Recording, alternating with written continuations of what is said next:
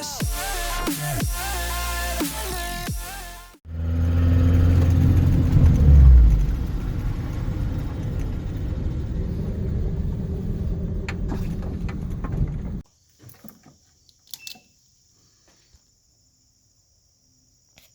got back to my dad's shop, and he helped me make these spacers that I was talking about so that we can change the seals. They are right here. I can't point when looking at the camera. They're right there. I'm going to show you those here in a second, but I just want to give a thanks to my dad. I know he's watching this. I know he's always available to help me, and I really appreciate that. He knows I love him. So shout out to my dad. So here it is. This is the idea I was thinking up after we took out the baffles, and I realized that these seals weren't actually the size of the hole that the OEM seal comes out of. So as you can see, there's a seal in this one. It works exactly the way I want it to. So here it is. We got a really nice press fit on these. It takes some effort. Ugh. I think this one's stuck in here now. Wow, okay, if you leave them in here for a little bit, they're in there, but... So, this is the spacer. So this end goes into the valve cover. This end's for the seal. You can see there's a ridge right here which stops the seal from going in too far. And you can just take the seal, and it's a nice press fit in there, so that it won't leak. So you take your valve cover, bigger end goes in, put it on the table, give it some press. I just put it on the press. I use really light pressure. You can see the difference, but you can tell it's in almost all the way, because that ridge that stops the seal is about flush with this plastic surface in there. And then grab a fresh seal, and then just make sure it goes in nice and flat. And that's that. You got a fresh spark plug tube seal, and it's serviceable. If you ever need to replace it, just get a punch in there and pop it right back out with ease. And you know, I'm definitely keeping these valve covers forever now.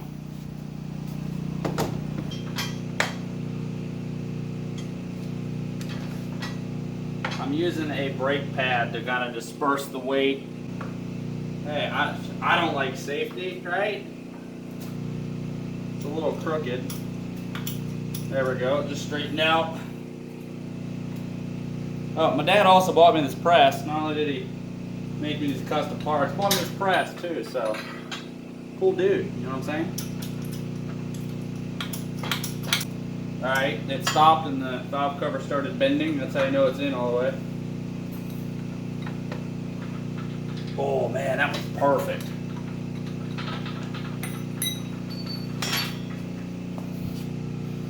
That little silver line over right with that plastic, that is perfect.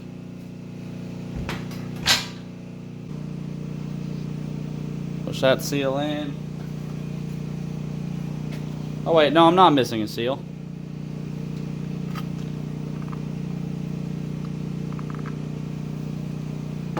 Here we go.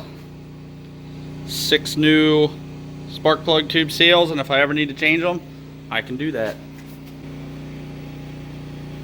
I expected to have to put some RTV on, you know, these pieces, and then when I put the seal in, but everything fits so tight, I don't think I have to do that. We also made a whole bunch extra because my Altima is going to need the same thing done to it, so I can put those at my Altima valve covers. And got the driver's side valve cover on. If you look down in here, you can see that it's below the top of the spark plug tube. So these will indeed work. So both valve covers are on. Everything looks just the way it should.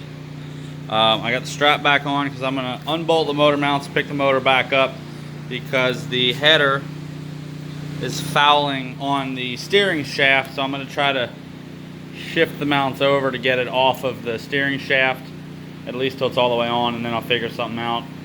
Hopefully I don't have to pull it again to you know, make a dent in the header so it fits, but we'll see. So I have the engine picked up. The header's not touching the steering shaft. You can see I got the steering shaft all the way on. Now I just got to put both nuts, one up in here, one in there. They're bolts, not nuts. And then I got to see if I can move the engine over a little bit, although this mount is already over that way as much as it can go. So I'm really not sure what I'm going to do. I really don't want to have to modify these headers to make them work. Alright, so I got this other downpipe on. The steering shaft clears by just enough that it doesn't limit the steering. When the engine's tightened down, it looks like it touches a little bit, like in this tiny little speck of a spot, but you can't feel it in the steering, so I'm just going to ignore it because there's not a whole lot I can do about it. So I don't know why this kit came with so many extra gaskets, but it did, and bolts.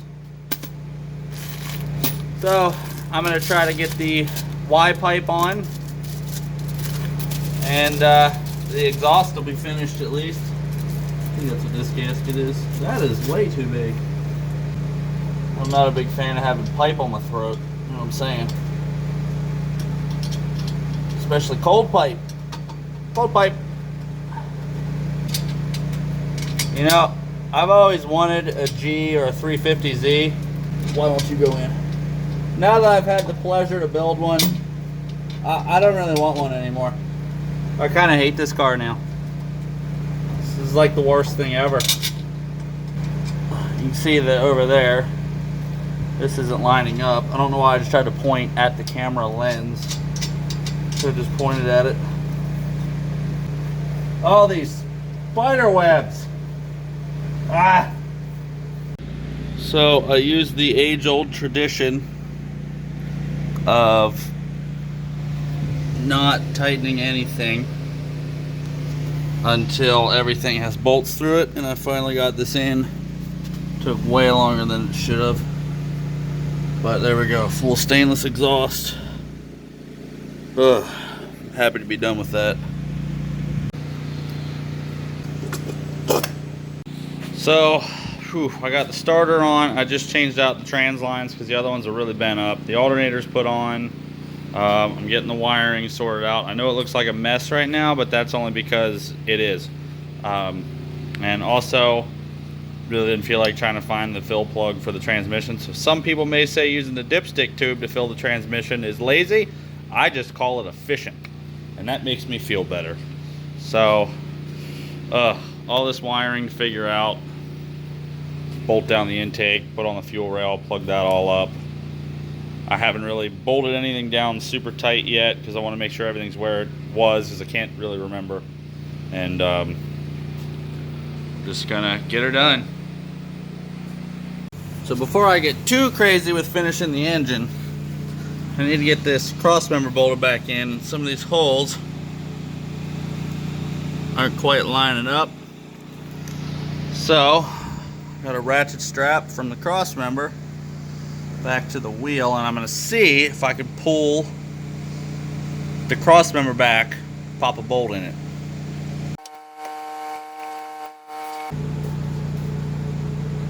Hey, it lines up now.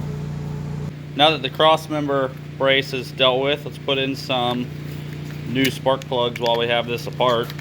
Might as well. Yeah, let's drop them down the intake. That'll help. Nice new NGK Iridium spark plugs.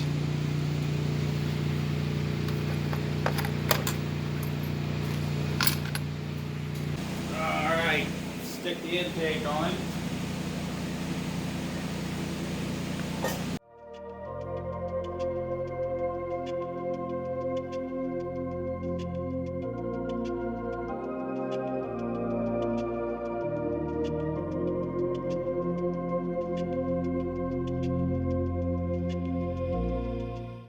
Alright, we're gonna drain out the oil the engine came with. Pretty much ready to test fire this engine. Oh, cool, right on the oil filter stand. It's kind of where I was gonna put the nut or the bolt, but cool. So the oil we're gonna be running in this, we're gonna be running 50830 full synthetic. This engine's supposed to have about 60,000 miles on it, but I'm gonna run high mileage in it anyway. I'm gonna run a SuperTech filter. Obviously it's SuperTech oil.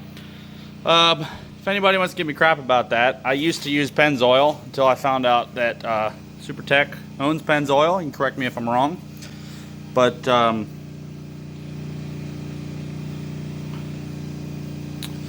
the API rating, all oils have this. It is rated SN Plus, SuperTech's oil, and SN Plus is the highest rating an oil can get. So I'm gonna go ahead and say I trust it. Plus, I used to be paying about $30 for 5 quarts of Pennzoil. This cost me 13 bucks. So they're a winner in my book. I just wanted to add one thought while I was editing this. When I said SuperTech's a winner in my book, for daily driving a car that makes stock power, I think SuperTech's totally fine. If I was running a built car at track days and racing, I would run a better race-proven oil like Motul or Valvoline. But again, for daily driving, a stock vehicle, most of the time you're driving very gently, I think this oil's completely fine. I trust it. I even put it in my sport bike. I think it's fine. But again, if I was racing and running really hard, I would be running a better oil just for that little extra bit of protection. And that filter's about $3. I don't know how it compares to other stuff. I used to run Purolator all the time, but I haven't had any issues with it since. I blew up 3 cars on Pennzoil, and I have yet to blow up a car on this. Knock on wood. Where's some wood? Oh yeah, that's right. The whole building's made out of wood. But I trust it, whether somebody else does or does not. Oh well, everybody has opinions, right?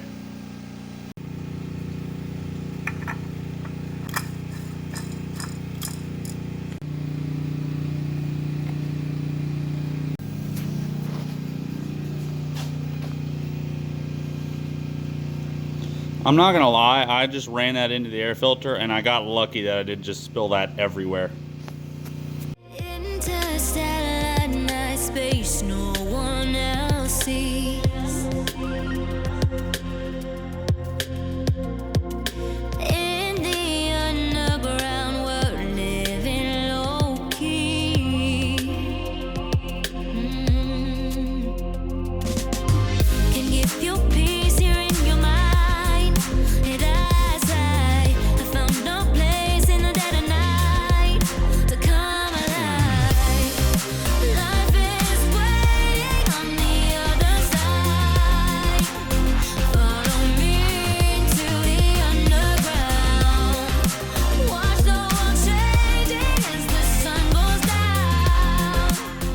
So you're probably only going to be able to hear the Sentra. Unfortunately, I don't really have a choice. I have to jump it with the engine running to have enough power. So it is what it is. Alright, we got power. Not going to lie, I'm pretty nervous.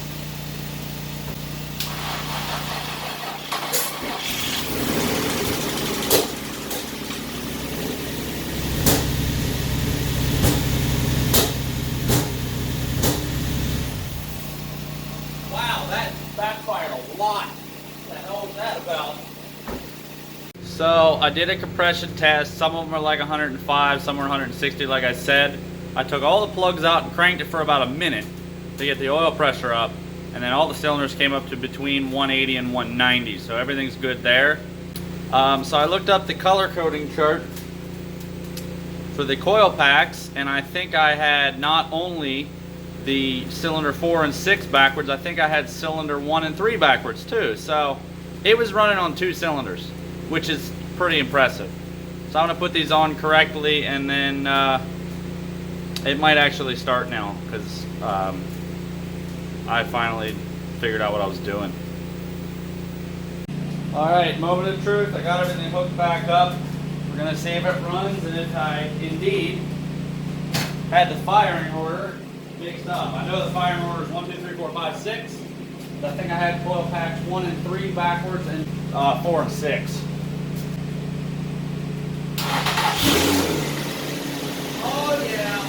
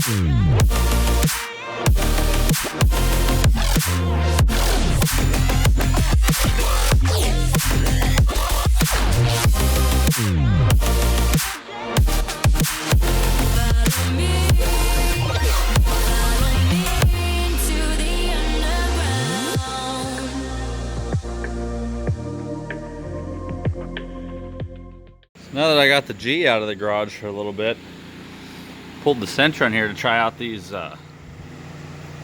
ramps, these sketchy Chinese ramps. Look, literally on the lowest setting of the ramp, which it goes up another 6 inches, it's as high as the box fan. That's 18 inches to the bottom of the car. That gives me so much room. The G was so close to the ground. If I would have had these underneath it, this might have been a lot easier. But yeah, they're pretty sweet. I got a lot of work room under there. I just checked and made sure all my suspension bolts were tight because it was so convenient. So maybe they're not that bad. Also, I did bend those pieces out so that they're not vertical, so they fit wider tires. These are like, I think 215s, so stuff at 245s, 255s, bigger stuff, it'll fit now.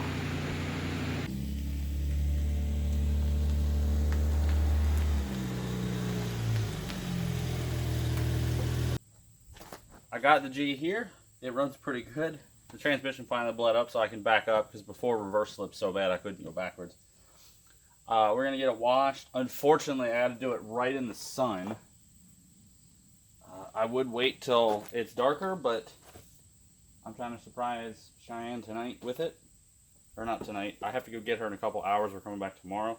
So I want to get it washed and put back in the barn and waxed so it looks pretty good when she comes home. And hopefully I can surprise her with it. Actually, you know what? I might just go wash it over there where there is shade.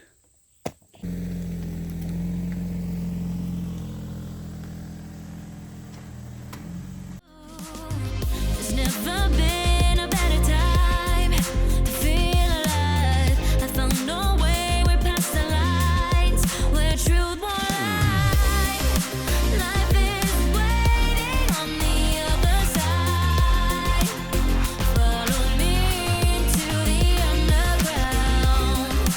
Watch the world changing as the sun goes down. Follow me into the underground. Whoa, follow me into the underground.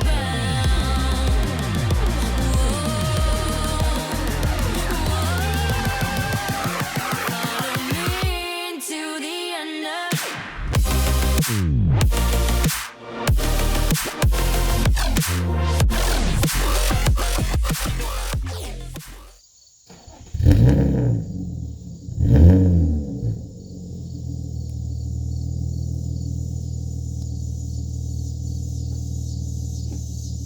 Wow. I think it needs a catch can. I think it might be getting a decent amount of oil in the exhaust from not having baffles. Anyway.